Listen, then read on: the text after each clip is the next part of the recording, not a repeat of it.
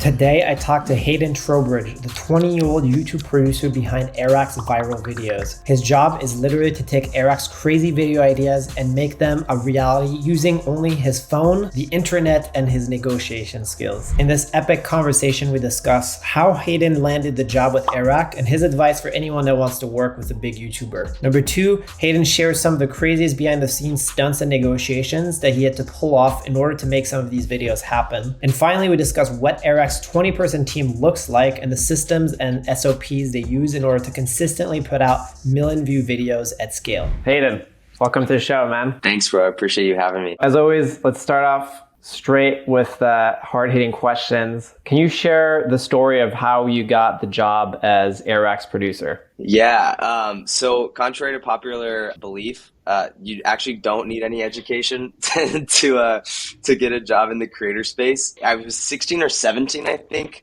and I started going to events out in Venice and LA. Because my mentor at the time, who was one of my good friends, and he was kind of in the creator space. This was at the time where I loved Yes Theory, and I just wanted to do anything I could possibly do to work with them. But I was 16 or 17, so legally I couldn't. So I decided to go out to these events, meet a bunch of creators, meet a bunch of entrepreneurs. And then I just remember specifically one night I was checking in tickets at the front door of this event because I got close to the venue. And I see this guy like roll up on a Super 73 with a red jacket on, and it's Amar from Yes Theory. I'm like freaking out internally because I'm like, oh my God, it's Amar. Like everything that I've been trying to do for the past 2 years is happening. And so I ended up getting really close with a lot of those people in the community, in the creator space. And one of those people, or the culmination of those people, ended up being like all of Eric's managers' really close friends. And so at the time, Yes Theory was being managed by someone named Zach Conover. I think they still are. I'm not exactly sure. But Zach is Eric's manager. He's helping him build Creator now, as well as our other company, Pizzafy. And so ended up getting close with a lot of his close friends. And I remember just like working at Boys and Girls Club and really just hating, it's not that I hated the job. It's just, I was just sitting at a desk for 6 hours a day, 8 hours a day, doing absolutely nothing. And I realized I really know that there's so much more. And so at the time I was doing online school because with COVID and everything, my senior year of high school got canceled.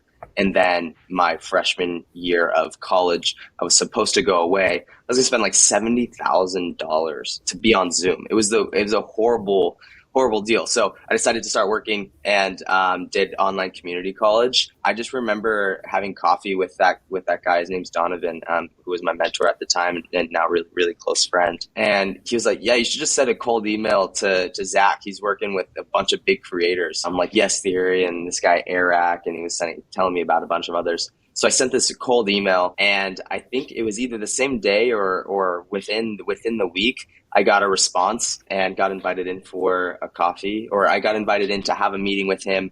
Started working on a couple projects. At this time, I had just turned 18. I was like 18 and a half or something like that. So could definitely work in all of that stuff. One thing led to another. The meeting went really well. I actually, in the email, I sound like a joke because at the time, his Instagram username was Zach the Creator. And so I said to Zach, like the, and I capitalized the Creator. I thought it was hilarious. It probably wasn't, but I was told that was the only reason why they took the meeting, because Zach, who also was someone named Kate, she thought it was funny. And so he forwarded the email to her and she was like, oh, this kid's funny. You should definitely meet with him. And so it's like the simplest things will lead to that. But one thing led to another, had that meeting. And then I think a month later they were hiring. So they were looking for someone to fill the producer position. And we were at 1.2. So the conversation was basically like, hey, we can't really afford another employee, but we're going to bring you on part-time just to figure it out and see what happens. The goal is if we bring you on,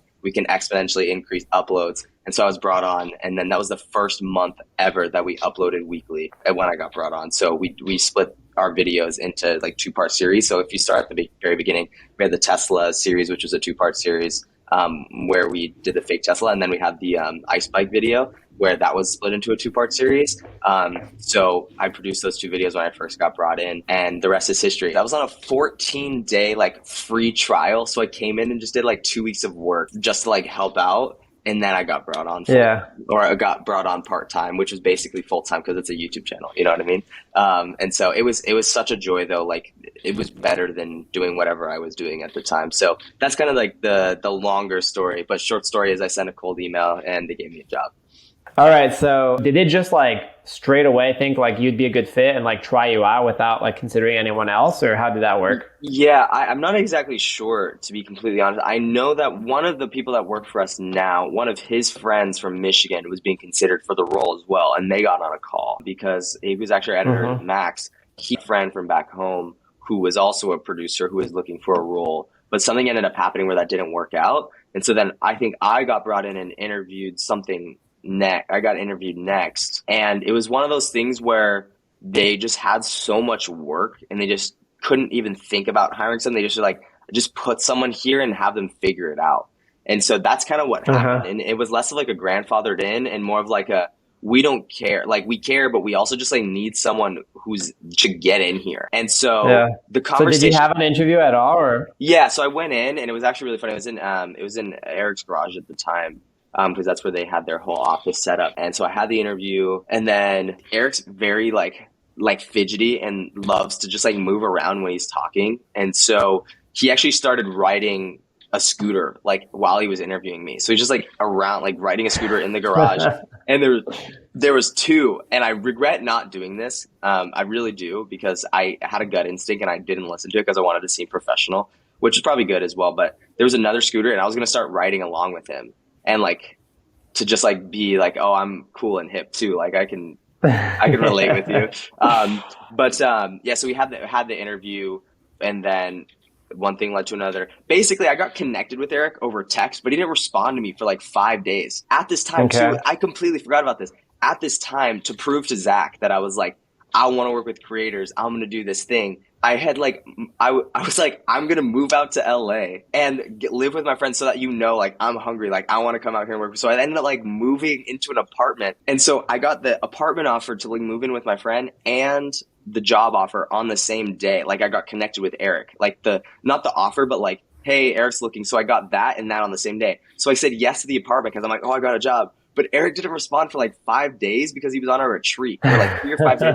So I'm like going to move into this apartment. I have $5,000 in my bank account. I think I ended up like having to spend like $1,500 on a safety deposit. So I literally have like 3 grand like left to my name, and I'm about to move out to LA. I'm figuring out like how to do Uber Eats and all this stuff. Like I got to get out of my house. Luckily, Eric responded, and so like that's when I finally got the interview. Was able to sit down with them, did a couple of videos. One video actually that I produced didn't end up ever coming out. The rest is literally history. So like I had also on top of all this, I'd like also like moved out and been living by myself for the first time with some roommates and like took in all my payments and everything. So the job had to work. Like I had to prove myself because there was no other chance. Like I had the bag at my house. It was either make this job work and make a great first impression and get a full-time contract or even part-time, whatever, like just enough to like barely pay the bills or do Uber Eats. Like that, those were the two options at that time. Obviously I would have figured something out, but like those are literally the only two options. Hey guys, I want to interrupt the show real quick to tell you about an exciting project I've been working on. Since I started the show back in 2018, the goal has always been to share inspiring stories of the linchpins that are running the show behind the scenes, but also to show you that anyone that wants to work with a mentor, entrepreneur, creator has the potential to reach out and work side by side with them. And to take that goal one step further, I've partnered up with my good friend Ivan, who works behind the scenes at Charisma on Command. And we've been working on a 6-week live coaching program. We're going to take 12 people that listen to this podcast, and we're going to train them to land their dream position with their favorite creator or entrepreneur. So if that's you and you're interested, we have a link below in the description. Click that. We'll lead you to a form. It'll take 2 minutes to fill out. And from there, we'll send you more info. All right, back to the podcast. Yeah, I love it. I see that in a lot of the different stories of these like behind the scenes stories where it's like pure passion and also all or nothing, It's like they bet everything on this one job. So very cool story. So scooter interview, obviously like sounds like it goes good, right? After that, they transition you into like a 14-day internship. Like what was those first what were their first 13 days like? Yeah, so back a little bit like backstory, like so on the actual interview, just something what I want to highlight because I think this is really important. Like Eric started asking me, I was going in so unprepared, like it was really bad. And so the interview went well. It ended up going well. But because we started working on some projects, which was great. Like I ended up like, I'm like, give me the information so I can like start working on the things. So you have to hire me. It was one of those things where I was like, yeah, just give me the information. Like, so he started giving me video ideas and I just started producing them. So he like had to hire me, but he started asking me about my strengths and weaknesses. And at that time I was like, I have no clue, bro. I've never worked. I've never done anything in my life. I've like done school. I've done baseball. I worked at Boys and Girls Club, like very simple things. And so he started asking me about my strengths and weaknesses. And I remember this so clearly. I was talking about either a strength or a weakness. And I was like, I'm gonna be completely honest with you. I have no idea what my strengths and weaknesses are, or like what my strength or my weaknesses are, because I just haven't been able to get my hands dirty with anything. Like, I don't know what I'm good or bad at because I haven't had anything to like dive into and actually see what I'm good or bad at. Because all of my testing, what I've been good or bad at, has been like writing an essay, turning in the assignment, stealing bases, pitching and catching, like that. That's all that I had experience with. So if you're going into experiences with creators, like, and they ask you about that, just like those are like simple things, like what am I really good at, what am I not really good at, and turn the things that you're not really good at into a strength of some sort of like, hey, I'm not really good at this, but it's something that I'm like willing to learn and improve in, and that's why I'm excited to be a part of this thing. Yeah, it's just like a little point on that, but the 14-day internship ended up like turning into like a month internship. So basically for a month I didn't get paid because it was just like going, like we were just going, we like had to like produce videos, which at the time I had no idea. Now looking back, I'm like, oh, I should have asked to get paid. But again, it was just going. I just wanted to work, dude. I just wanted to. Yeah. I'm a huge person of service. Like I never want to be the guy. Like I'm never like, I want to be the Airrack with the 10 million subscribers, right? That's not who I am. Like I genuinely have a deep desire to serve people and to help them build things. Like Eric and I have a thing of like being the number one, number two. It's like, if you're the guy, if you're not necessarily the guy, but you're the guy helping the guy become the guy, for lack of a better term. So it's like everybody. That's what the podcast's all about, man.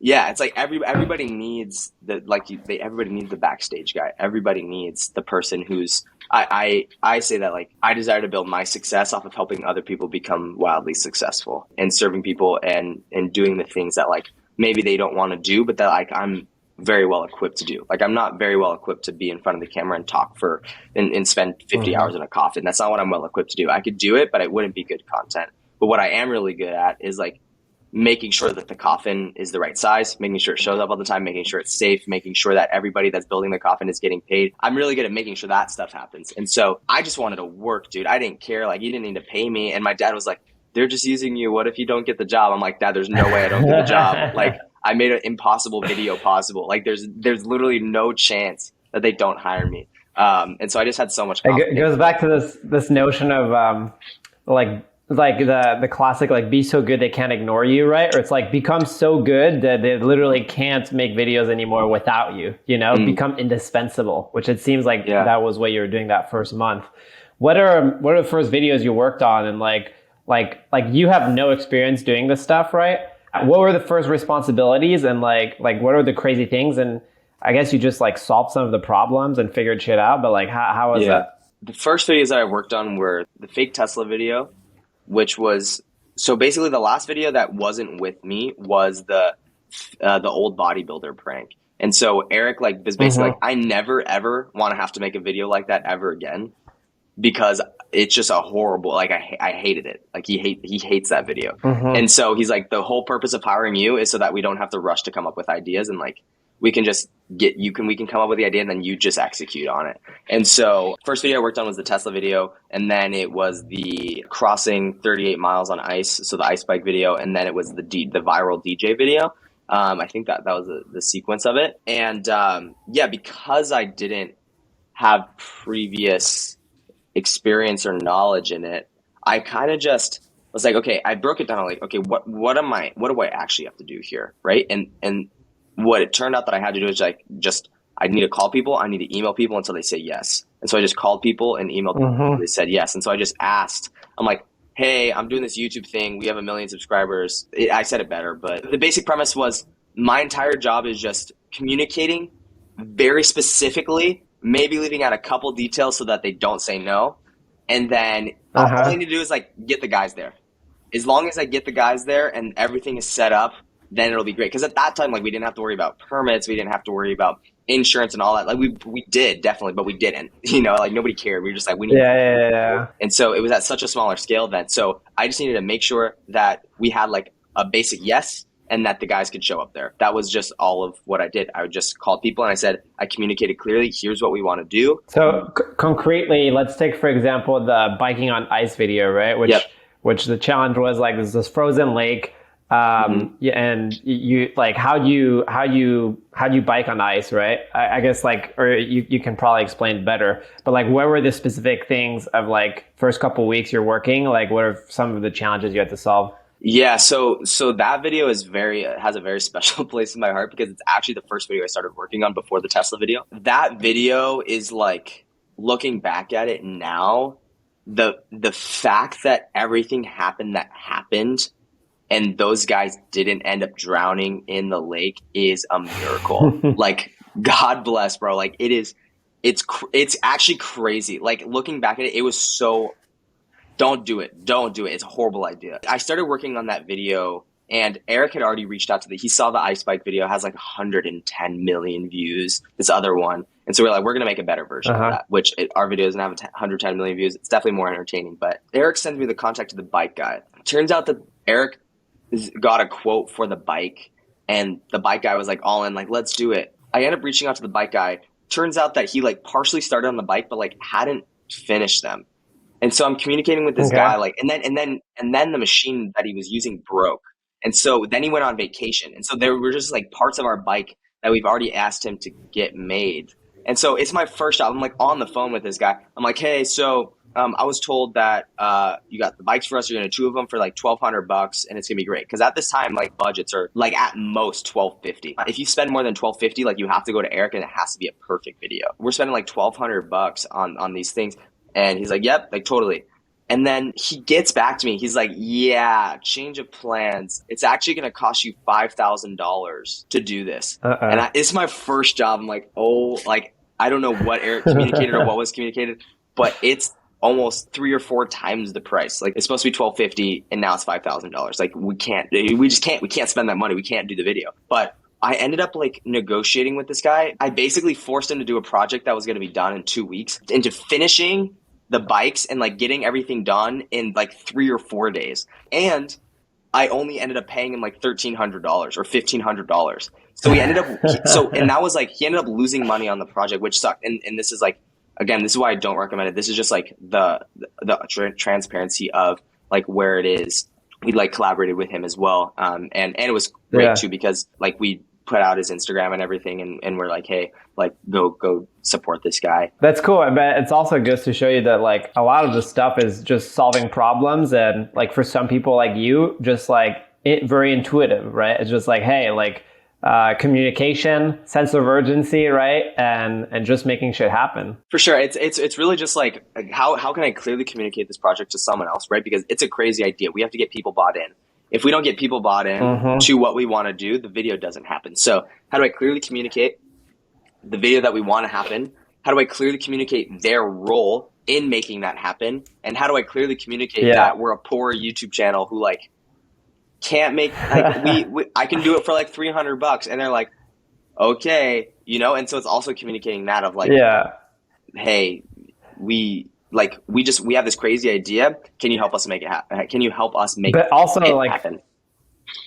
But also like selling like what's in it for them, right? Like, okay, we have your assets, right? We have 1 million subscribers. We can't pay as much as like, we can't pay your normal rate, but like we have this other valuable thing to you, which is like attention, right? And it sounds like another part of the job is finding the right allies, right? Like you kind of like figured out that like contacting the tourism agency of that island or that lake was like the best way to kind of find the right people and the right allies that could help you make this video happen, right?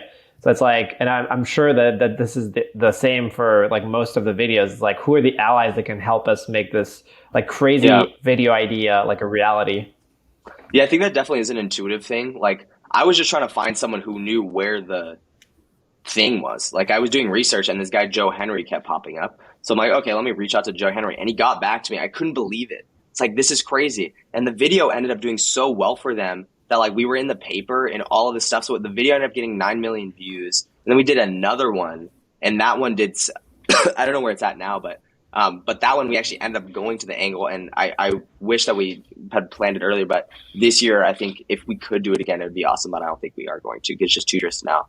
It puts like people in too much danger. Yeah. That's funny. But yeah, it is about getting allies for sure. Like, I think it definitely is an intuitive thing of like, okay, but it also is a communication thing. Like, you can turn people who you would never think to be on your team onto your team purely by communicating. Here's what we want to do. Here's how you can involve. Here's what we provide. Here's what you need. Here's what, we need you to provide.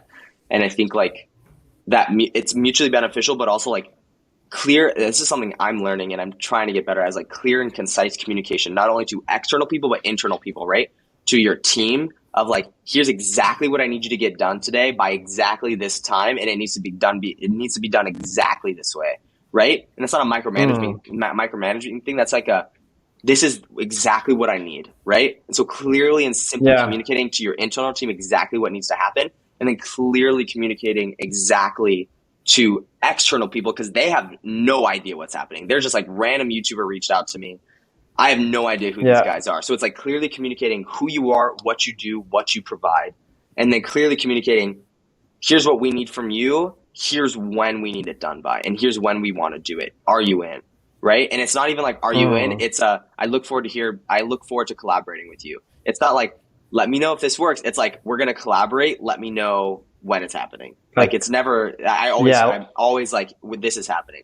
So it's the confidence, and it's, it's like, what do you need to make this, for us to be able to make this work, kind of thing, right? Like, what can For sure. And this is like some simple advice that I give out to people, which I don't know, it's definitely not illegal, but this is something that I realized that was so helpful. Was when Eric hired me being a producer and reaching out to people, or me being a manager and reaching out, is way more professional than Eric reaching out.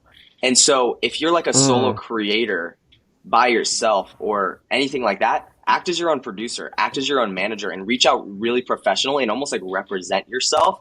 And I give this advice in Creator Now, and people were doing it, and like they were coming up with fake names, which I don't suggest doing, because you want to make sure that you take care of the relationships, but reach out as your producer. And they started doing it and like using my title, because I when I reach out to people, I put like urgent in all capitals, and then I go YouTube partnership opportunity or YouTube media request. And they went from getting absolutely no responses to 5-6 responses a week for video things. So set yourself up really professionally. And I think like that's something I've learned as well, is like professionalism. Even though we're like creators, being professional in the real world is so vastly important, because people don't really understand our world yet. Like, we're like the type of people to show up in sweatpants for a meeting, right? And hang out with our homies to make content. People have like a particular vision of like what a YouTuber is, right? If you come off professional, like you just exponentially increase your odds, because the whole traditional world, which I mean is like 99% of the world, is all traditional and all like used to professionalism and clear communication and so I would just encourage like professionalism, and represent yourself as, even if you're a solo creator, like represent yourself as your manager, or represent yourself as your producer. I would do it as like a producer, and like have a nice little title at the bottom, like with your logo and your name and your role and your email, and you're like, be super professional, because it makes a world of difference. Because we were getting crazy things at 1 million subscribers, and now that we have 10 million subscribers almost, it helps a lot. But like when we were at 1 to 3 million, nobody had to give us the time of day, but they did, because we treated them with professionalism and respect. So speaking of professionalism, I wanted to kind of dive into you guys' process from like going from idea to final published videos, right? Just to give everyone an idea of like what that looks like behind the scenes of like a YouTube channel. So I guess it always starts with the idea, right? And you had mentioned to me offline that you guys have a specific procedure or a process for kind of coming up with video ideas and brainstorming ideas. Can you share more about that? And then just like going into the next steps, that like from idea, what goes after the idea, and just every step of the way until video gets published. How do you take an idea from like a video idea from idea to a fully uploaded video on YouTube? Yeah, so I'll break it down in the simplest way possible. So it's ideation, pre-production, production, post-production. So that's how everything works. But to go in depth on those, there's ideation. So there's idea generation and idea development. So we have idea creation team, which is basically everybody, but like there's specific creative people, and we have an external group like of our friends that help us out. So there's the idea generation. So let's break that down like each step. So like how do you guys go about that? So I'm less involved in that, but from what I do know is it's really just them sitting sometimes in the movie room, sometimes in the living room, sometimes in the pool, like sometimes taking walks, like just them coming up with crazy ideas, throwing stuff at the wall and seeing what sticks. We also have like a group of people. And who's them? Is that it's our creative team.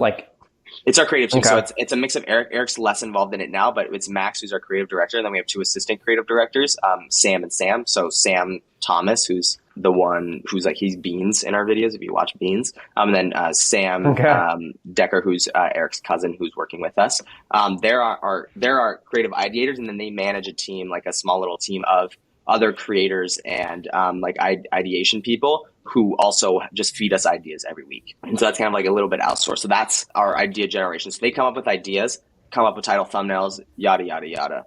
The basic, simply put, like, it's just come up with ideas, right? And then so from there, they'll come up with a couple, like they have like a one pager of some sort where they're like, here's what the video should kind of look like, blah, blah, blah, blah, blah. Then from there, they'll go into idea generation, which is they'll pick the 4 videos they want to be produced that month, which a lot of that conversation is now between like me and creative, like, hey, here's what the schedule can handle. We need to draw back some ideas, or we need to be cautious with certain ideas because of the load that it will put on the production team.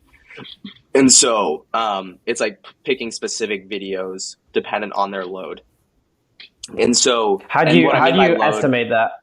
Like, we know that a video that's going to have 10 cameras and 40 mics, and this is going to take more than a week to edit. So we can't form 4 of those. We can't film 4 of those. We have to choose maybe one of those and then 3 other smaller videos. Or, we have to do 2 medium videos, 2 small videos, or a large video and 3 small videos, or, 2 large videos and that's all we shoot, right? And a lot of the time all of our videos are large, quote unquote. But so that's a now conversation between me and creative of like, hey, here's what we can actually handle. Here's what the production team can handle. Here's what the post-production team can handle. And then, so once we pick the ideas and we've had that conversation, we kind of agreed, they go into idea generation, they go into idea development, which is taking that concept and really building out all the story points. So in a creative brief, they're building out like all the characters they want, all the props they want, what this should look and feel like, kind of like not a script, but like a framework to operate within. So they'll like script lines, they'll script scenes,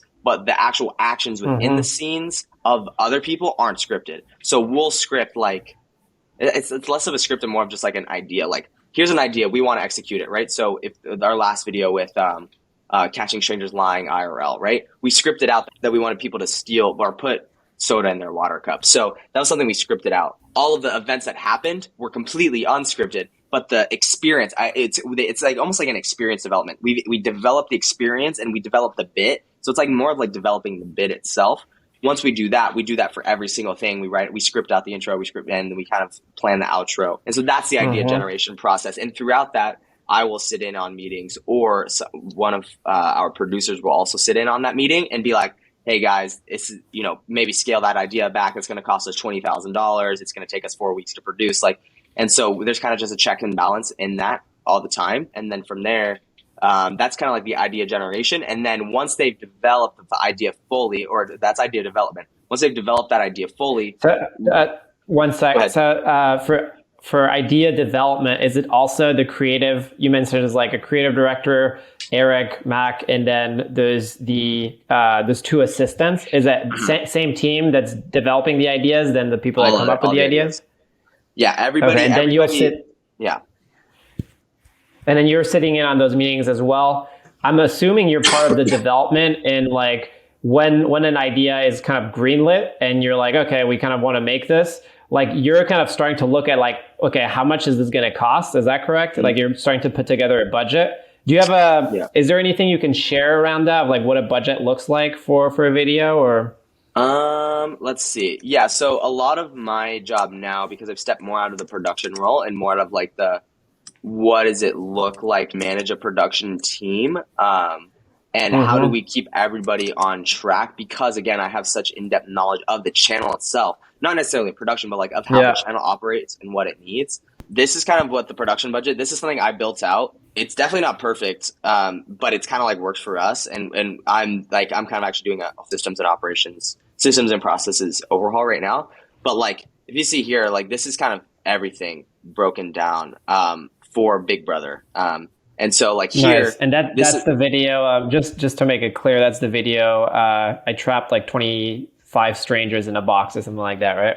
Correct. Yes. So this is like the original budget. It was like $36,000. And so we had to kind of, because we ended up adding in this prize of like the winner gets $10,000, and that was added to my production budget. So it's like, I've never had a prize added to my production budget before. So I had to figure out how to do the video with $10,000 less dollars than I usually do, which was crazy. So we ended up I had to move so many things around. We were originally gonna like have like 4 RoboCams, and then we had to but that was gonna cost $12,000. So I basically just had a conversation with the boys of like, hey, this video right now is costing $40,000. We can't spend $40,000 on a video, but what we can do is XYZ, and I moved all of this stuff around, and that'll get us to $22,000. And the video ended up being like $23,000. So like just right about there. But wow. I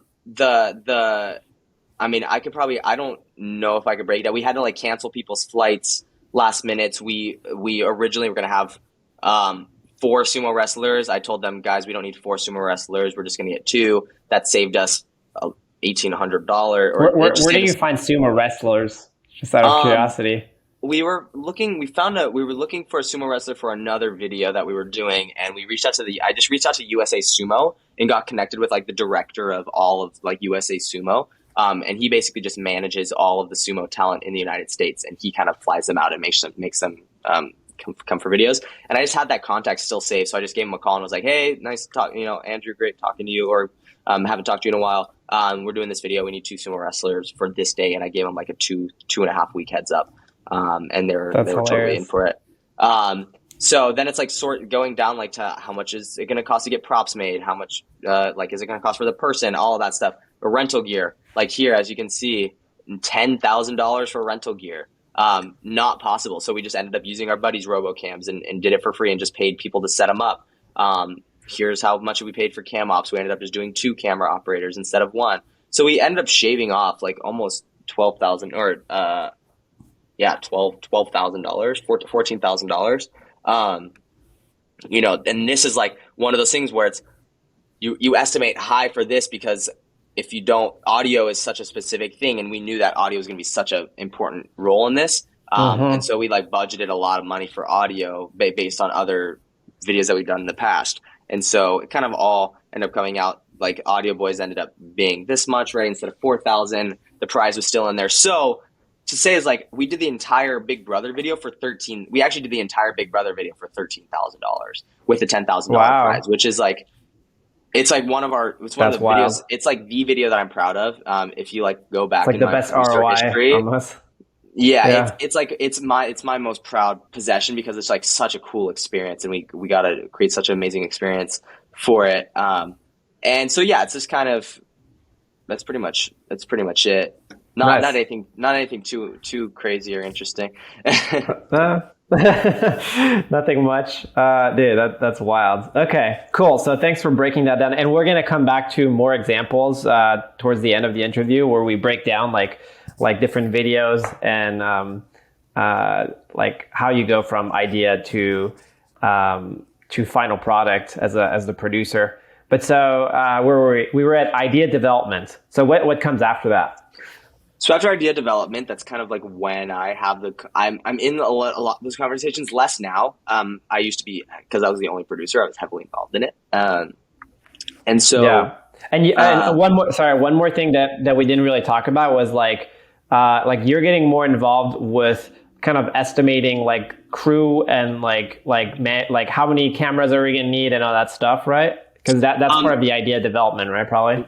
So in idea that's so luckily our creative director is also like kind of like our technical director, so he does a lot of that. So he does all of our overheads and all of our planning for like how many people we're going to need and what cameras we're going to need. We're looking to bring in someone to do that role actually. So if you get gear and you get creative, text me. So that's less of me. I know the crew, and so I'm the one hiring them and paying them and all of that stuff. But I'm less in the involvement of like, and then I'm also in the fact in the conversation of like, do we really need 7 cameras and do we really need 7 crew, or can we shoot this thing with 3 cameras and 1 crew? Like, so I'm always back. I'm like the great idea, guys. Love this. Amazing idea. The answer is always yes. I learned this from my dad because he's in production. The answer is always yes, but the answer is yes, but. So it's like, yes, we can shoot this video, but it's going to cost you $100,000. It's going to take 3 months to pre-produce, and it's going to take 2 months to edit. And then people will probably be like, okay, well, we don't want to do that. They're like, how do you know that? It's like, I've been doing this for long enough where it's not that like there's like an ego in it at all. It's like I'm always open to criticism. Like if they can be like, yeah, actually you're wrong and we can shoot this in a week and get it edited in 3 days, I'll be like, okay, show me, like, how does that work? And if they give me a way that's like, okay, yeah, we can do this, then I'm like, great, like, let's do it that way. But a lot of the times when it comes to like how much things are going to cost and how long things are going to take, I have a pretty good radar for that. Just especially for like the whole YouTube space now, I know that people are going to upcharge us because we're YouTubers and all this stuff, or there's there's so many politics behind it. But so I'm less involved in that process. But from the idea, so it goes idea generation, idea development. In the idea development phase, that's when producers kind of come in. They start doing some research. There, and my old role would be like budgeting and like figuring out how much is it going to cost. And it's less of like having like a final budget right off the bat, but it's like, okay, we know we have this amount of money to spend. We can only do so many things we can only do so many things that allow us with that we're only allowed to do so many things within that budget, right? So we can't book 10 locations because that'll cost $30,000, right? We can't book 3 locations and then also book 100 talent because that's going to cost us $55,000. You know what I mean? Like it costs a lot to get people and to book places. Like it's just a lot of money. So then we have the conversation of, okay, do we actually need this many locations, or can we do it is there another location that has those same things in like one area? That's what happened with the dating video with Jack. Like we found a stage and a black curtain wall. It was literally the same studio. All we had to do was flip cameras around and light the stage, and it was done. So and we saved a lot of money there and time because we didn't have to transport to another location. So yeah, like a lot of it is just like me coming in and talking through logistics with creative and making sure that we can actually make their idea happen and they're not disappointed with it, right? So it's a lot of like humbling of like, okay, great idea. Right now, this is not something that we can do. We can definitely do it, but it's going to cost X amount of money and it's going to take this amount of time. And so it's like then they come back to us with like, okay, here, does this idea work now? Or can we do this bit this way? And then it's like, okay, yes, we can do that now. And so like they had basically a Mission Impossible script like 3 weeks ago. They're like, guys, this entire video is literally going to cost us probably like $350,000 to $400,000. And we're going to have to set it up for like a week. And it has to go perfectly. And if it goes wrong, that's a scrapped $400,000. Like it has to go perfectly. And so then we went back and we revised the video. And this is a good tool too.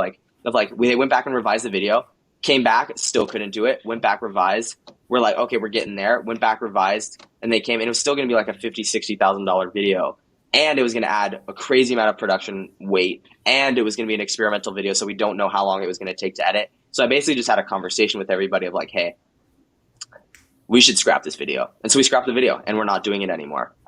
Because we just couldn't handle it as a production load. Everything else would have had to stop, and we just can't do that right now. So there's also that as well. Like it seems like the creative development is a fight not a fight, but like it's a negotiation between creative, which has these like impossible, like crazy ideas, and production, which is grounded in reality. And like, like we actually have a budget here.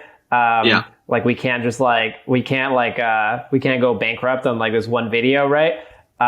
but like, here's what's possible, and kind of like back and forth until you get something that's like possible and still crazy and like still good enough to make a great video. Yeah, we talk about it as like rubber meets road, right? So rubber meets road, creative hits reality, like what's actually possible, right? If we want to fly to space, great idea. Love the idea. Gonna pull 100 million views.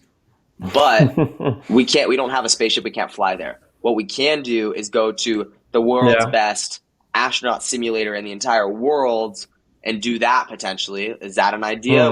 We can go to the California Science Center, right, and sit in one of their janky things. We can go and potentially spend overnight in a spaceship that they're or a rocket that they're developing, right? We can do all of these things. We can pay a prop person to create a $40,000 prop diorama of a spaceship, right? We can't actually fly to space. We just can't do it right now.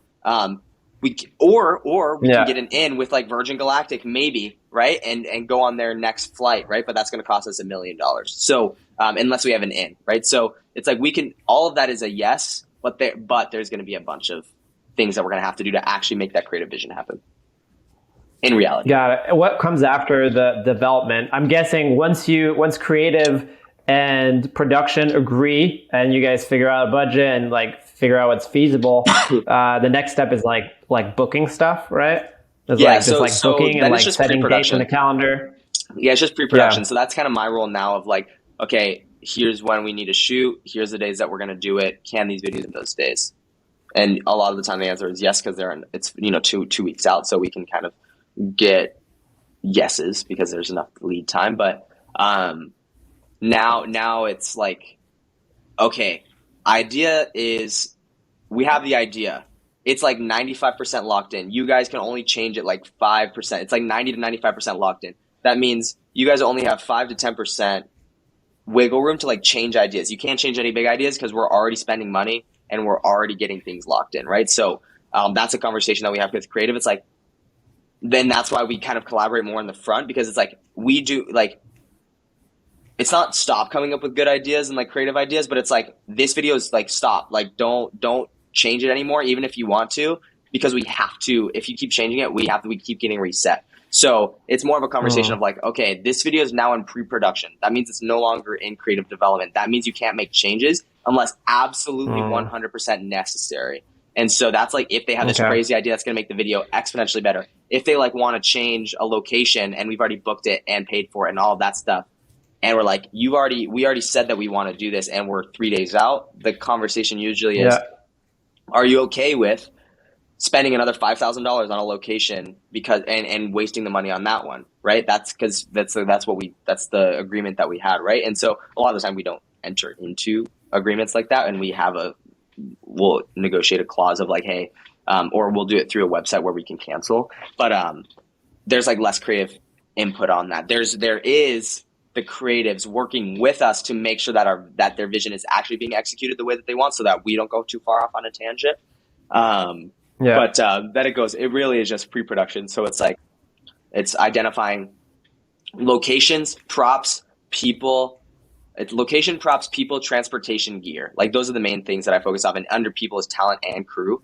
And so it's like identifying those 5 things and then executing upon those and then scheduling it out and making sure it's organized. That's really what pre-production is for us, at least. What do you use to say organize? Are you using some kind of project management? Like, are you using like calendars? Like, what's your tech stack? Yeah, so right now it's Google Calendar is huge for us. And again, I say all this stuff because like we're about to reflip everything and not change it all, but like really, I'm like my next 3 projects are really just organizing systems and processes for the entire company and making sure everybody's on it and everybody knows how to use them.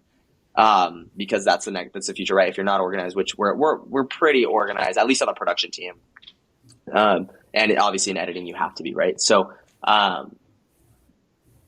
what we use right now, we were using just Google Calendar and Google Docs. Well, originally we were using Notion. So I built out the original Notion system, which wasn't very good. So that's why we switched to Google Docs. Now we're in Google Docs, in the Google Suite. And then we just added Monday. So we were using Monday, and then we brought in someone else who was like, oh no, Trello's the way to go. And so now we're really exploring Trello, but like building out the entire project on Trello. So like from title, thumbnail to all the creative to all of the cards to the schedule, like everything is there. as well as intermingling with linking Google Docs. We usually have a shared drive, which is broken up kind of like this. And so we have 2022 videos, AARs, all of this stuff. AARs are after action reports, so we like have conversations about how the videos went, and if they were good or bad, and like what went well, what went bad. But so then we have my drive, which that's not it. Airrack main channel. Okay, test video. Here we go. So I don't know what it's on that last screen. I don't think any of it was important though. So if we're in our shared drive, right? And we have, imagine I'm in my shared drive. So this is the test video, right? So we have a video, basically we shoot in batches. So we have 4 videos that we'll film we'll film 4 videos a month. So, but they're all shot in 7 to 9 days. So we do shoot video, break, shoot video, break, shoot video, break, shoot video, break, that type of deal. And so anytime we have that, we'll create a test batch and we'll create videos within that. So we'll create 4 videos, and this is now automated, luckily. So imagine all of these are like 4 different videos. So in the video, let's say like this is like, let's talk about it for your podcast, right? So let's say this is Backstage Careers batch number, and then we'll give the batch a number. So let's say this is Backstage Careers batch 1, video 1, 2, 3, and 4. So then it's video batch 1, video 1, video 1, 2, video 1, 3, video 1, 4. So we'll break it down like that. So if I was to rename these, it would be Backstage Career, Hayden Trowbridge, 1. That's how I would break it down. So, and then, so I would do that for all of these. And so same here. And then I would just change the name. Let's just say we have a 4-part series, right? So we would rename all of these. And then I'll just get rid of this now. 1, 3, and then video, 1, 4. Okay, great. So that's how I break it down in the thing. So then all of your videos would come out. So if this is 1, right, we're going to be in here. Then we break it down into other folders. So we have creative, the creative folder, right? We have the pre-production, production. We have post-production, which we don't really use the post-production one as much, but we should for files and all of that stuff. And then we have management. And so this is just like brand assets that the brand needs to give us. And so our managers will put it in there. So in creative, I don't know, do I have... I do. So we have like creative brief templates and all this stuff. So a lot of the times I can show templates. I just can't show anything like that. So like we'll have like this. So we'll have a video summary, the video structure, right? Intro, act 1, act 2, act 3, locations. And this looks a lot different now. Location description, location backups, major props. What do they look like? Who are the characters that are in the video? What's the thumbnail inspiration? What's needed for it? What are the must-haves? What does the video need for it to happen, right? Like creatively, if the video doesn't have this, the video sucks. What are major questions that creative has for pre-production? This is built out way differently. Not way differently, but we have like tables in here that we can, because we do it rather than act 1, act 2, act 3, we do it by bits. So we break down the bits. So that's what we'll do in here. So we'll have the create template in there. Let's see, do they have it? Oh, Google Sheets. So on here, this is amazing. Life hack. If you have like a casting sheet, now we have a casting sheet built out. So nice. If they need anyone, they put the role type, the gender, the age, ethnicity, role description, wardrobe, how much time. This is more for us. A reference photo of what everybody looks like, right? Notes. And then once we book them, right, then we have their name, their role, their phone number, the email, all of this stuff. And so creative, which I'm forcing them to do now because it makes our life easier. It makes their life easier because then we don't have to have a bunch of back and forth. They just fill this out for who they want, how many people they want, right? Quantity. Like, okay, I want 4 bodybuilders. So if the role type is bodybuilder, right? And I'll just slowly I'll build this out quickly. I want it to be a male, right? I want both male and female bodybuilders, right? They need to be 26 to 35. Yeah. They need to be whatever, like they can be all, right? I don't care. What are they doing? They are lifting weights, right? And if you're a creative person, be more descriptive than this, please. Helps your production team out. They're lifting weights. Wardrobe, you can get pictures of that. We need them for 6 hours at $125. And then this is what I want them to look like. So then we'd attach a photo of like, I want them to look like Baywatch. And then they need to look intimidating because they are going, they're whatever. So that's like the basic, that's kind of the other template that we have in creative. Okay, but then, so that would go in the creative. And so creative builds that out, right? So once we've all agreed on that, we then now have pre-production. And so in pre-production, there's less templates, I think. Do we use any templates for pre-production? Meeting template notes, production meeting agenda, production notes template.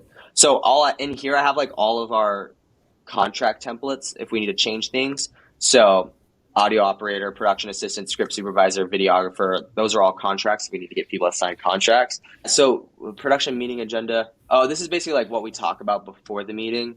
Or before a shoot. So like we'll fill all this information out, right? So it's like all of this stuff, like what does creative need to know, creative updates on things, production notes, right? What's the schedule? What are the expectations? Talent coordination, like where are bathrooms? Where's food? Where's the holding zone? Like how are talent being taken care of?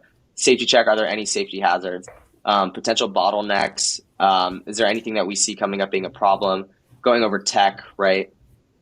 Going over brand stuff, going over when talent needs to arrive. So that means like Eric, Mac, and like the main guy, and then post notes. So like this is just like Mac being like, hey, we need to get this stuff. Like if you don't put a black X, or if you don't put a red X on the ground for me to be able to track for this VFX shot, we're gonna have to do the entire thing over again. So it's like him emphasizing things like that. And so that's kind of like we fill that out. But and then we have the budget in here in pre-production, and that's kind of what our breakdown looks like. So we'll do all that, and then what we'll do is we'll have like a folder for receipts, right? So all receipts are now in that folder. We'll have a folder for schedule, right? So we'll have the master schedule, but then we'll have all of the schedules broken up per group. So like if audio has a different schedule, right? Then like we'll make sure that they get all the information they need. Trying to think if we have any other folders. But like just thinking of like what are the areas that like need to be organized in production, and like putting them in there. I can't think of anything else right now without going into like classified folders, because we've started getting really, really organized. But it's kind of like it's really just organizing based like that. Dude, that's crazy. What about Monday? Because I'm assuming there's a bunch of things, contingencies that need to happen, right? And that you kind of have to stay on top of it with like notifications and all that stuff. We were using Monday, and then we're switching kind of to Trello.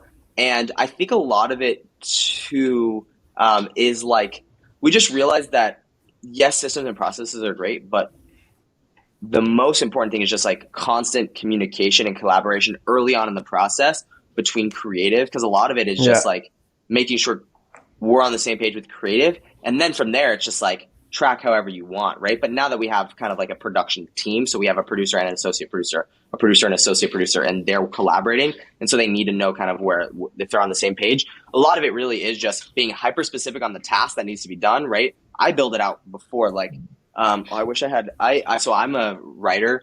And so like I have a massive sticky note pad that I write on, and then I put it on my wall, and then I break that down into tasks of like what actually needs to get done. So yeah, that's kind of how I operate. Cool, man. Thanks for breaking down the process. Of course. That was great. All right. So next thing I want to dive into, and we kind of dove into this already, but just want to fully cover it. I think people are always really curious to hear the team behind the channel, right? Like, especially as like big channels like Mr. Beast, for example, where you hear like there's like 50 creators behind you. You're like, what? Like what does everyone do and all that stuff? And so I wanted to break down the team behind Airrack, and you already mentioned a couple of people. You mentioned there's a creative director, there's two like assistants as far as creative. There's yourself, right, the producer, and then it seems like you're hiring people like other producers, right? So can you break down what the team looks like and what everyone does? Yeah, so there's three distinct teams. So there's creative team, production team, and post production. And so those are like the main areas. And then we have management, which is kind of like more that's outsourced. They're part of the team, but they're a separate company, and but they collaborate with us all the time. And so they're all a part of the a part of the machine. So creative team is comprised of 3 people. So our creative director Max, and then we have 2 Sams. And they're the associate creative director. So they're really the ones that are kind of doing the nitty gritty. Excuse me, the nitty gritty. Okay, we have they're like coming up with like 40 ideas, and then like studying, researching like on what's popular on YouTube. And then they're coming up with ideas. They're pitching them to Max. Max is like, okay, these are great ideas. Let's work together. Let's develop some of these. These are great. And then they go and pitch it to Eric, and they're like, hey, here's these ideas. What do you think? And then from whatever he says, they then develop the ideas that he really likes. And so that's a creative team. Then there's a production team, which I've been like blessed enough to be a part of the thing for so long that I kind of had my own like say in how to build it, right? So for a year it was just me. So from that Tesla video that you saw, the first one, up until February of this year, I produced every single video single-handedly by myself. Like until like the Spider-Man video where we climbed a building, like every single video was solely pre-produced by me, which is, you can imagine doing that for a year is just like, it's insane. Like I literally pre-produce videos sometimes in 2 days, like 2 to 3 days. That was like our turnaround time of like, you need to figure out how to do this video in 3 days. I'm like, okay, I guess we'll figure it out. Now it's like I'm like, I need 2 weeks. Like, give me 2 weeks. Like, I used to be able to do it in 3 days. I'm like, yeah, but we scaled up production by 100 times, 400 times. Like, it's just insane. We joke about it all the time. Like, what happened to you being able to produce videos in 3 days with $1,200? I'm like, what happened to you guys coming up with with ideas that only cost $1,200 that I could do in 3 days? So we joke about that a bunch. But so the production team now, I built it out in a way where there's a producer for every 2 videos. So the producer is assigned 2 videos, or they kind of, what I do is I say, hey, which videos are you guys passionate about? And this is like a new role for me because I recently transitioned to this. And so it looks like, okay, what videos are you guys like passionate about? What like fits your skills and your strengths, right? And what are areas that you also want to grow in? Are there videos that, you want to take on to try and learn about? So the producers will kind of head up the individual production. So each producer will take on 2 videos, and then underneath them is an associate producer who's also like, if we're to use traditional terms, who's more of like production coordinator, production manager. They're the ones who are looking for things, booking things, calling, paying for things, getting contracts signed, all of that stuff. The producer is kind of more like the visionary of like, here's the video, here's how we actually make it happen, here's how we're going to piece it together, so on and so forth. So we have 2 producers. Two producers and 2 associate producers. So we have four people on the team now. And the next thing that we're going to be hiring for would be a production manager. And what's your title? Are you one of the 2 producers, or are you kind of like head producer? Yeah. So the technical term, which is like, I don't have it yet. It's kind of just like where I am now, like in it right now, is like, technically, if you were to look at it, it would be executive producer. That would be like a traditional term. What we call it is lead producer, because there's another role above me, which hasn't been hired for yet, which is like, as we build out the production team, which would be someone who has a lot of experience in production, especially in social media production. And they would technically either be VP of production or head of production. So the head of production would be overseeing not only the production team, but then creative timelines and post-production timelines. So they're kind of like the overseer of everything to make sure every single thing is happening. I'm purely responsible for just keeping production timelines and budget. That's like, I'm basically just like an executive line producer. That's what I would technically be called. I'm just like a line producer. So I'm keeping the budget, keeping the schedule, making sure everything's running smoothly. So that's the production team. Then the post-production team is comprised of Mac. So he's the head editor, head of post-production. Mac oversees 4 or 5 editors. So he's also, we're trying to figure this out, but like he's technically editing videos still, which we're trying to get him out of so he can be more like of the director, like a creative director, so he can like help develop ideas. But we have 2 story editors. So they're the ones who are actually piecing the video together. There's like, it's A and B team, not because like one's better than the other, but because it's just easier to use letters to separate things. So the A team is the story editors, right? So they're the ones who are like really cutting up the story, doing all the graphics, making sure the video is told in a way that's for YouTube, but also like they're just editors. They're like your typical editor. Then there's the B team editors who what they do is cut all the video. So they get all the footage. They're just like a cut editor. That's all they do. They just sit, they look at footage, they get the kind of basic story beats of it. They get it into something called selects, and then the story editors take it from selects into a full video. Got it. Okay. So that's kind of basic. And then Mac he's also editing right now just because our videos are crazy and we just need more hands, and he's our fastest editor. Got it. Okay. So total, it seems like there's 3 on the creative. We're sitting at about 13 to 14 employees. Okay. So pretty lean still. Full time. Yeah, very, very nice. Lean. Very lean. And who's doing the hiring?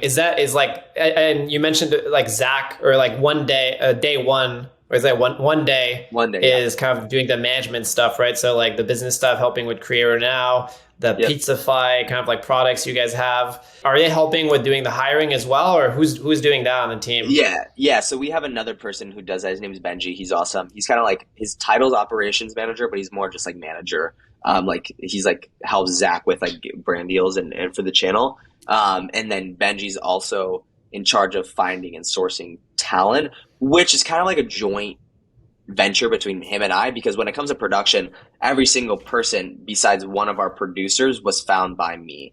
So, or someone from the team found him, and then we were like, hey, Benji, interview this guy, see if he's like a good fit. And then I'll kind of go over, I'll hit him with like all the culture stuff, right? Of like, here's our culture. Here's what it looks like to be a producer on this team, right? In this world. And I kind of break it down. I wonder if I have, this is actually really interesting. Let me see if I can find it.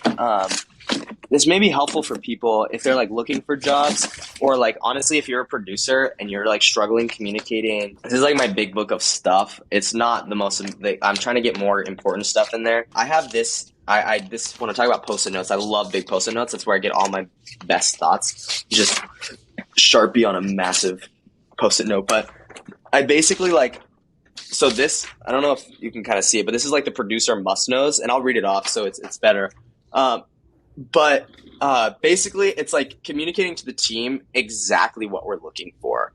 And so I kind of created this of like, here's what I wish I knew coming in, and here's what I developed as a producer on the team, and what was emphasized to me by not only Eric, but like management of like, here are the qualities that we're looking for in people that we're hiring. So for the must knows, our calendar is Bible, right? Like everything that's in the calendar, it needs to be up to date, right? So that's something that we're working on to get better at. Taking ownership over your projects, developing your own unique, repeatable process, share your learnings and findings with the team. So if you're learning something, like share them. We all, rising tide raises all ships. Be confident, but not filled with ego, right? So be confident that you're great at your job, but don't be like, I'm the best at my job because of X, Y, and Z. It's like, be humble, right? That's huge, but also be confident. Be open to feedback and always seek to learn more, right? If you do something, if someone points something out, like don't be like, oh, I didn't do that. Or like feedback is huge on this team, right? We have to be communicative all the time. And persistence is king, right? So just being very persistent in how you're communicating with people, being respectful, but being persistent.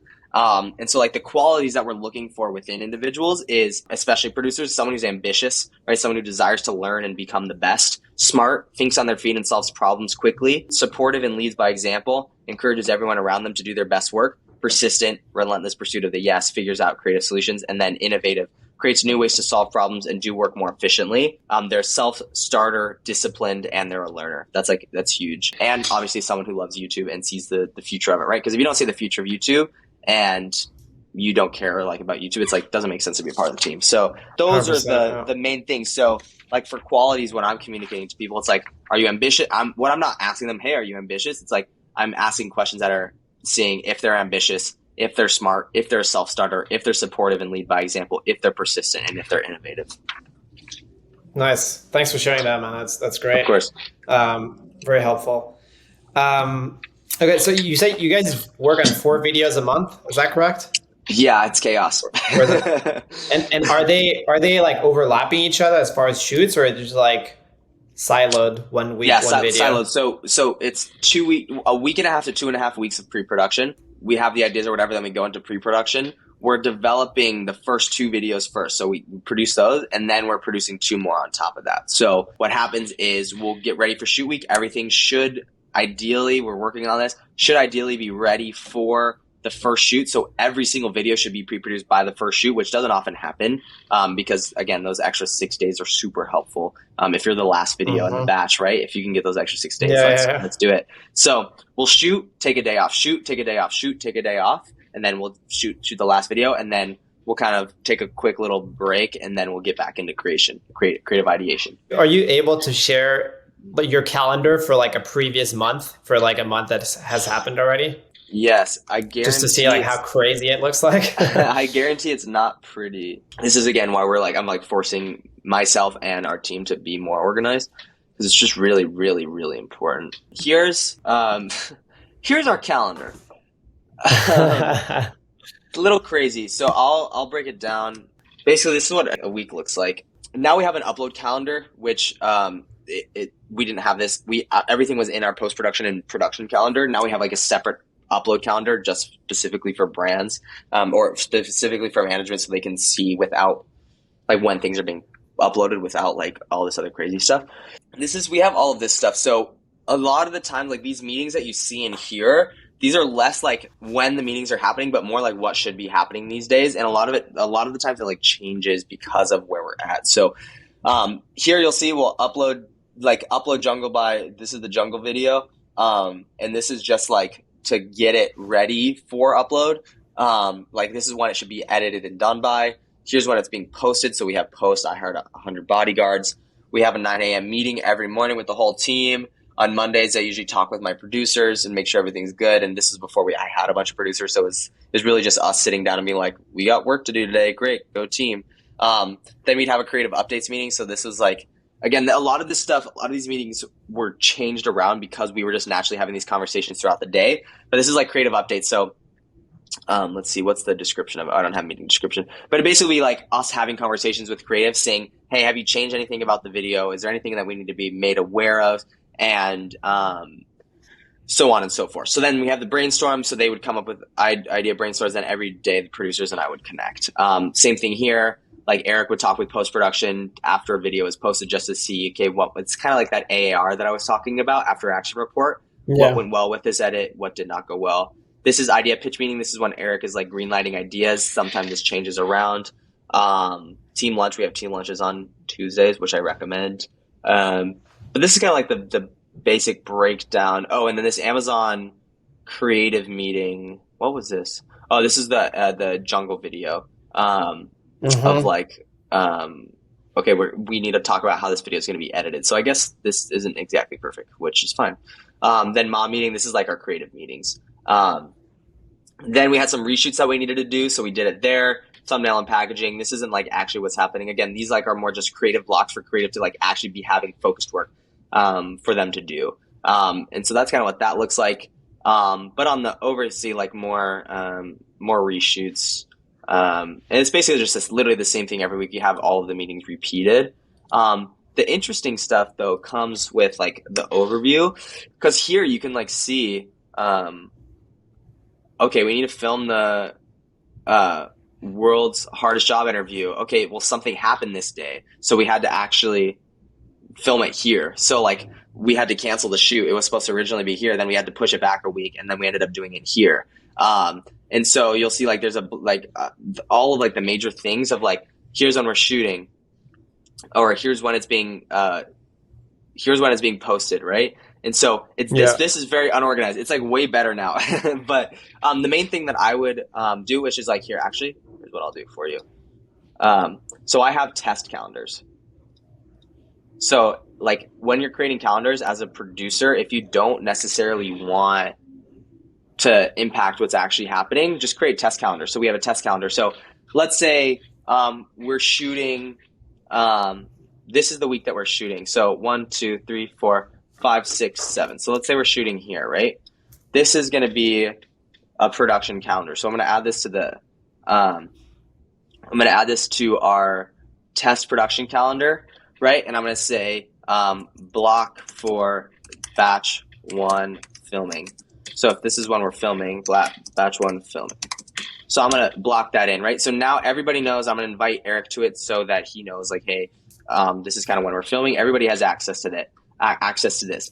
So that means if we need to do anything, like if we're shooting here, then we need to pick days. Okay, so which days are we actually going to be filming? Okay, so this is going to be a film block, right? And then this will be video 1, 1, 1. Great. And this will go on the production calendar. Great. Okay, so now I do that. We know we're filming there. Okay, then we're going to be filming here, right? 1, 2. And this is like how I'd break it down. And so it's just the same thing over and over. And we're just kind of adding that into the calendar, giving ourselves breaks. And so you do that, you build that out for here. And then, okay, as I'm looking at it, oh, well, Eric, we have a really important meeting here. So let's say this is Vid Summit, right? So Vid Summit is 3 days. Vid Summit's happening here. We put that on our actual calendar of like what's happening to make sure anything's happening there. Oh, Eric needs to go to a wedding, right? Because he has like personal things he needs to do, attends wedding, right? So that's going in here, and I'm making sure that everybody knows this, right? So Eric attends wedding, so we can't film anything in there. Early in the month, we'll have like block for team meetings, right? So like really collaborating together. So I'll have that, and that'll go in the main calendar, right? So it's like breaking everything down into, okay, what does this actually like look like? Okay, so this is what the calendar looks like. Now we can start adding in whatever we need to do. Like here's when we're filming, and then also like these are the constraints we're working with. Yeah. Here's when ideas need to be fully developed. In order for me to be confident to film by here, right? You need to have all the ideas fully developed so that I can have 17 days, right? So I need, again, 2.5 weeks to confidently produce what you want.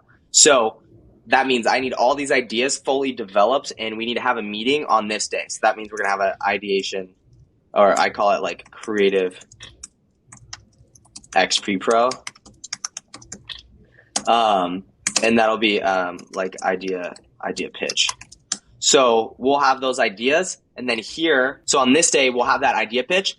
Then on this day, or we'll kind of like look into what's possible. Then on this day we'll kind of like have another meeting of like, and this isn't usually calendared out. This is kind of just what we think about. Creative X pre-pro. I can't think of the exact word, but it'd be like change meetings, or like a idea. What's it called when you like change an idea, but there's a better idea? Revision meeting. So then we'll have a meeting about like, okay, now we need to like change this idea around. And then by Friday, Saturday, because we work Friday, Saturday, like this is when it's just like pre-pro huddle. And so then we're going over all of the videos, and I'm kind of like sitting with everybody.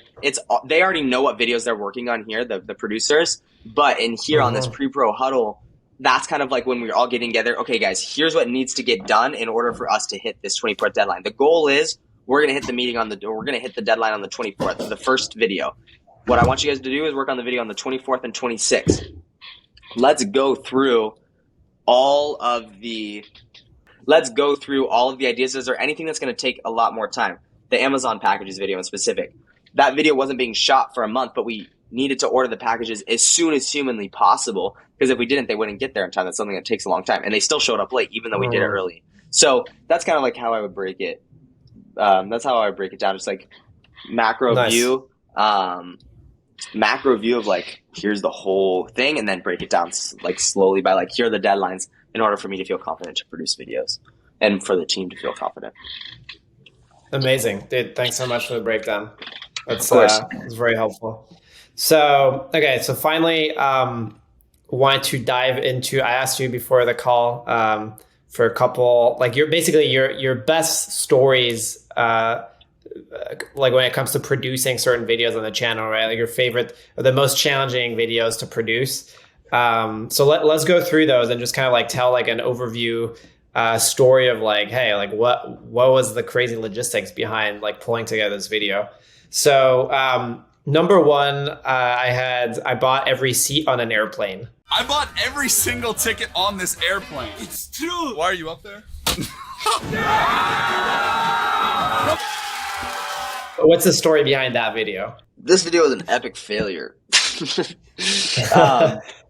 So, long story short, we got mega scammed out of like $30,000. It was really horrible. This was just what happens with speed. Like, you just need, if things need to get done, you can't. Like, you just have to do whatever. It's like what not only comes with speed, but like running on tight budgets. It's like I don't have infinite amounts of money to buy a plane, right? So, basically, what ended up happening is we were working with a company. A subscriber reached out, was like, "Hey, I'm like work with planes, and I would love to help you guys do this video. I know I have a contact, and I can get you guys a really great price because I like work with them all the time."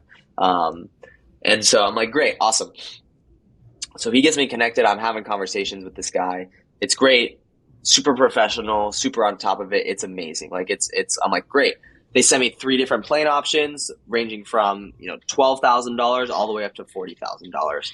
And so, obviously, what we needed was the $12,000 one. So we kind of negotiated on that price. Got it. It was like originally like $16,000. Got it down to like $12,000 or something like that.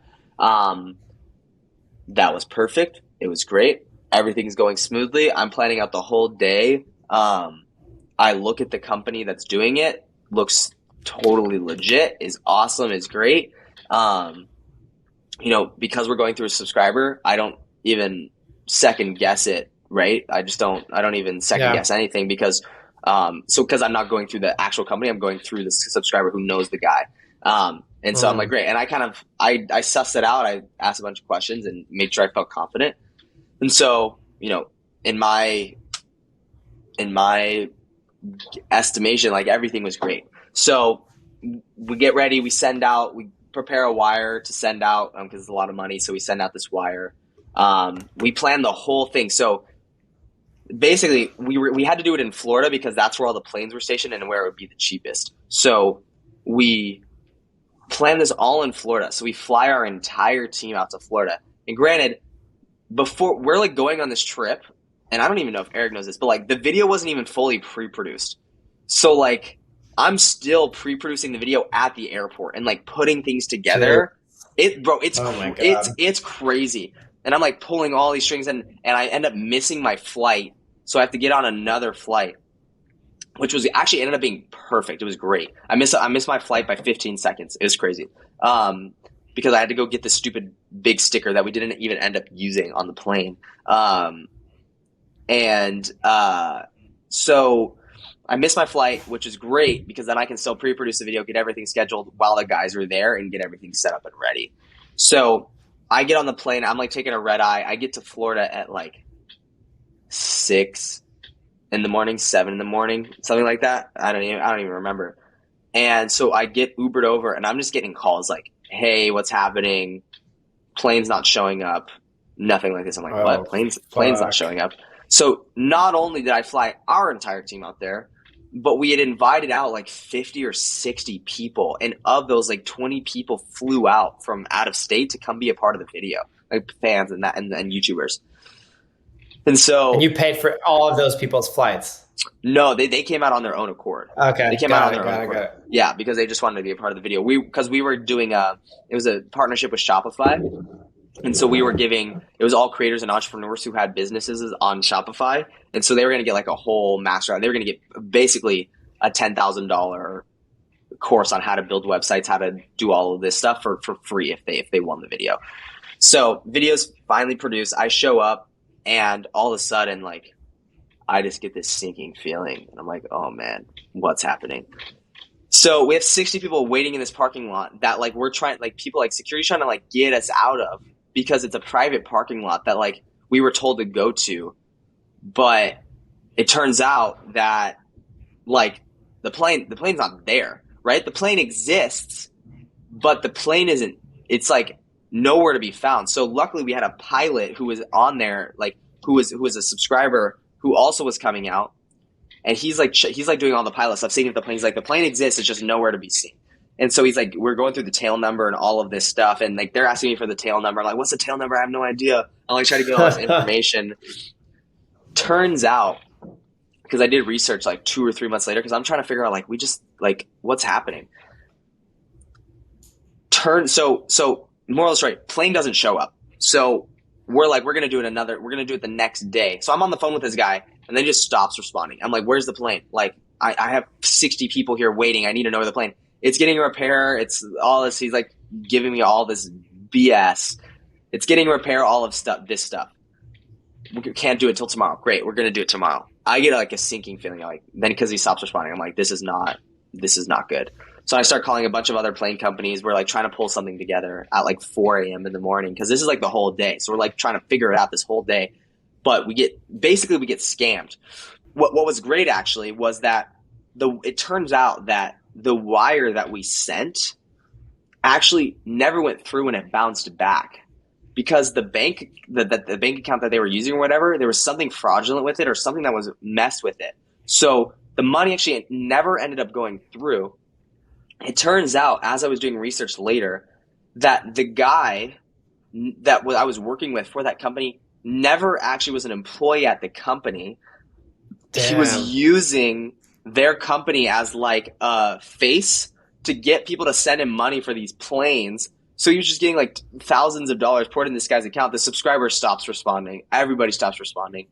And so I like get directly in contact with the company, that like the actual company and their support team. And they're like, this guy never worked there. I'm like, guys, this is a serious problem. This is someone operating under your business name that's scamming people out of thousands of dollars, potentially hundreds of thousands of dollars. These are planes, bro. Like, we did a 30-minute trip. You know, there are people like that are renting.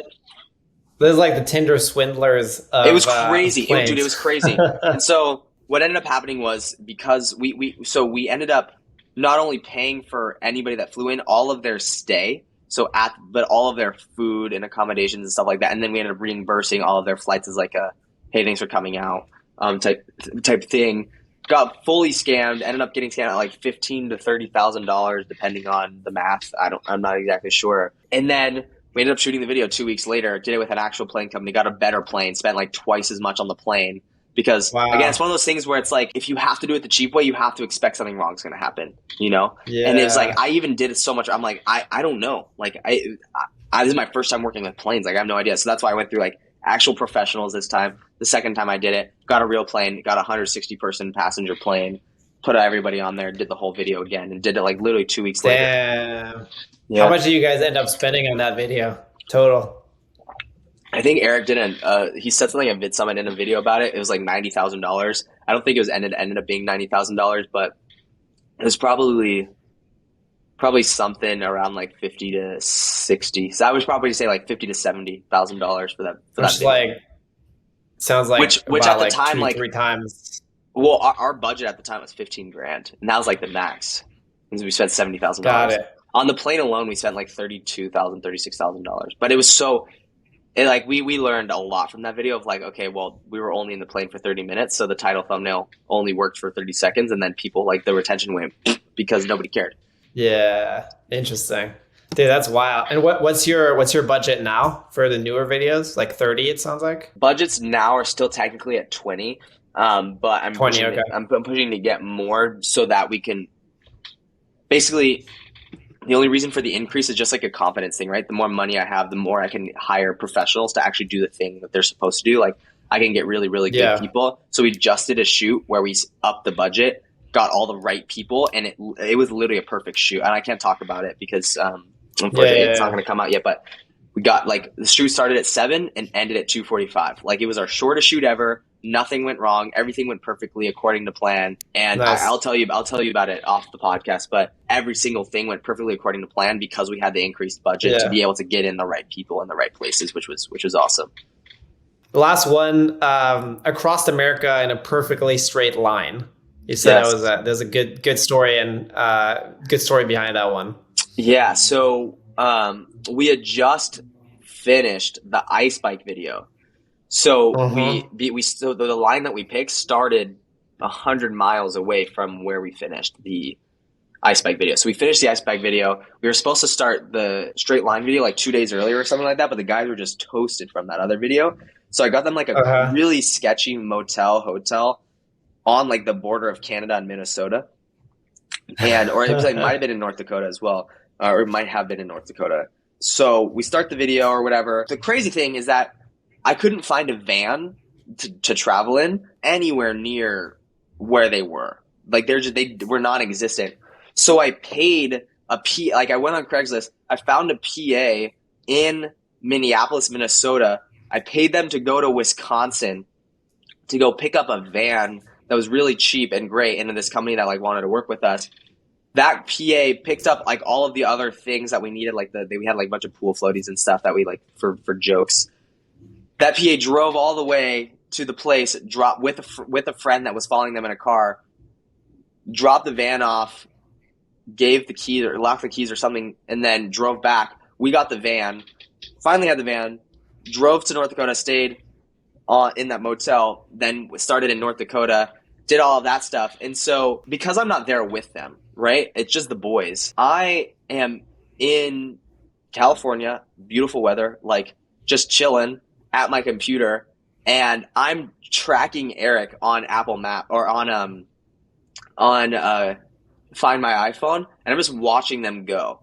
And so I've set up all of these vehicles for them, and I'm having to communicate with all these vehicle companies to be like, hey, here's where they are. They're going to be about 3 more hours to the location, right? So we said it was this time. And so like I didn't even pre-produce the video, really. I'm just like actively communicating with all of the vehicles that we have set up to make sure that they're like okay to be at this time. So with the where they did the quads or whatever, the razors, that was a company I found that day, like literally that day, and was like, hey, we're this YouTube channel, we have this many subscribers, will you stay open or have someone show up later in the day to like take us on these? So it was a dealership.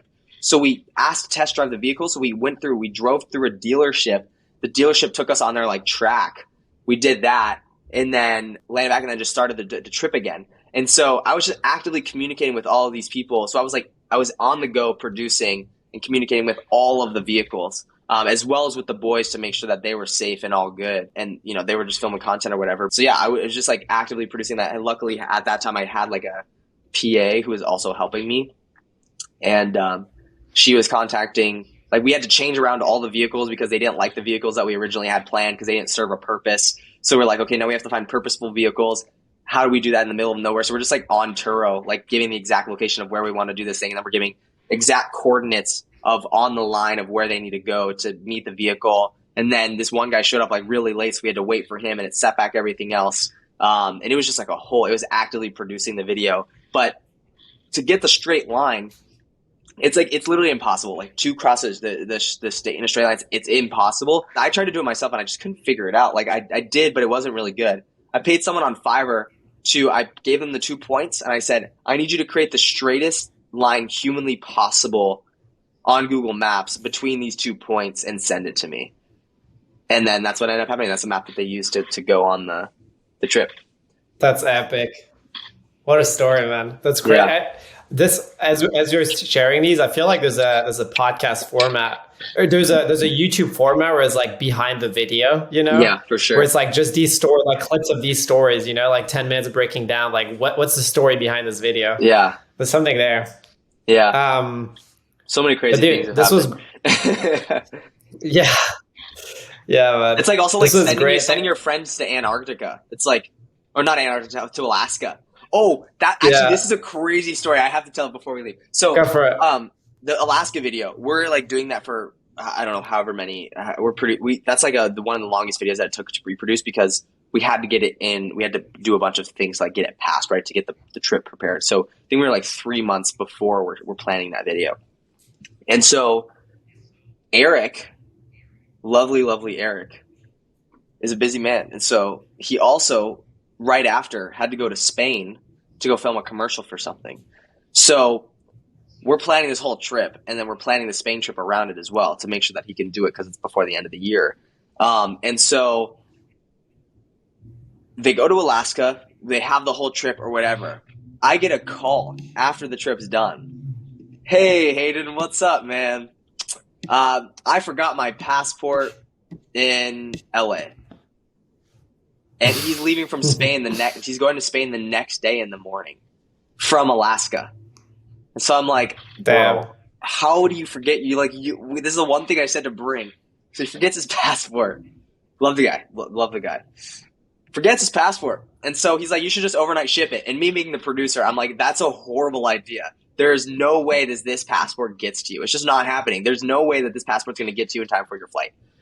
You're going to be trapped in Alaska, and then you're also going to lose your passport because something's going to happen and the passport's going to be lost. So I'm like, okay. I immediately go on flights, and I'm just finding flights to like where they are. Flights to Alaska. I find one that leaves in like 3 or 4 hours. And I call Eric. I'm like, I'm getting on a flight right now, and I'm flying to Alaska, and I'm going to go deliver you your passport. So I didn't know it at the time, but it turns out that there wasn't a straight flight, but there was another one, but I didn't understand what the abbreviation was. I just booked the flight. I couldn't even think about it. It turns out that I had to fly to Hawaii first to then get to Alaska. So, and this is during COVID. So like, I'm like, oh my God, I have to fill like all these stupid forms for Hawaii at the time because there's like all this stuff. So I'm like freaking out, and I'm about to miss this flight because I'm standing in line for this to fill out this form. And they're like, is there anybody who like needs to, is just a connecting flight? I'm like, I'm a connecting flight. I'm going to Alaska. And they're like, what? They're like, you don't need to fill the form out because you're not going onto the island, or you're not going into the island. You're staying in the airport. So you don't need to fill out any of the forms. So I get on the flight. I fly to Hawaii. I stay in Hawaii for like 2 hours. Get on another flight, fly to Alaska, over like red eye, meet Eric in Alaska, Uber over to his hotel, meet him at his hotel. He's like on a Creator Now call in Alaska. And then I give him his passport, and I was going to stay a little bit longer because we were going on break right after, but I just couldn't, at that time I couldn't afford it. And then deliver him his passport. He goes to Spain, and I fly into Seattle. This is like when all the flights are getting canceled too. This is in December of last year. So it's just horrible. And I'm like, I just want to get home. I do not want to be. So I fly to Seattle. My flight gets canceled. I'm like, I just need another flight home. Like, figure it out. So I like get this lady. I'm like on the phone, like booking this flight. The lady at the desk can't figure it out. So I'm on the phone figuring it out. I finally get a flight home. And yeah, that was that Alaska trip. Dude, the job of a producer, day in the life. Yeah, exactly. It's just another Friday, dude. Dude, this was great. I think this is a good place to wrap up. Amazing. Where can people find out more about you, follow what you're up to on the internet? Yeah, you can just. I have Instagram off my phone. But if you guys want to text me, or not text me, if you want to hit me up on Instagram, it's the Hayden Trowbridge. Because I can't get at Hayden or at Hayden Trowbridge because there's people who have it, so I need to call my contacts. You know anybody on Instagram? Give me at Hayden. Yeah, that's pretty much it. I don't have anything else. Cool. Awesome, man. Email me. Well, that's a wrap. I guess people, if they want to email you bad enough, they'll figure out what your email is. Is that a good way to put it? It's true. All right. Sounds good. That's a wrap.